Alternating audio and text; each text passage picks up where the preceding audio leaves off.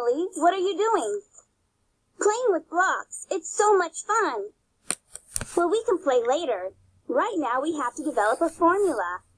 Formulas are cool to use because they help us solve problems. Why do we have to use a formula? Can't we just count the blocks to find the answer? Well, counting works sometimes. For example, if the figure is small, counting can be simple. But when you have a larger figure, counting can be time-consuming. Also, some of the cubes in a larger figure may not be visible. Look at this figure. Wow, so many blocks!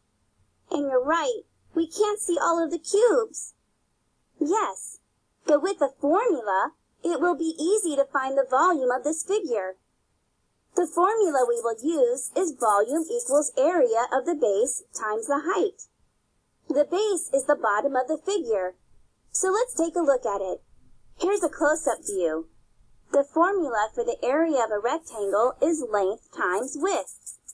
So Emily, what's the area of the base? I know! It's 3 times 2, which is 6 square units. Right! So B, which stands for the area of the base, is 6 square units. Again, the formula for volume is V equals B times H. We know the value of B, so what about H? Well, H stands for height, so all we do is count up, like floors in a building. There are 4 floors. Right again, Emily. The height is 4.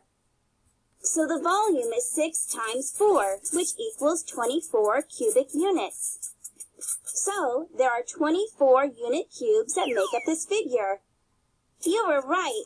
Working with a formula is easier than you think. Thank you. Now you can go back to playing with those blocks. See you next time.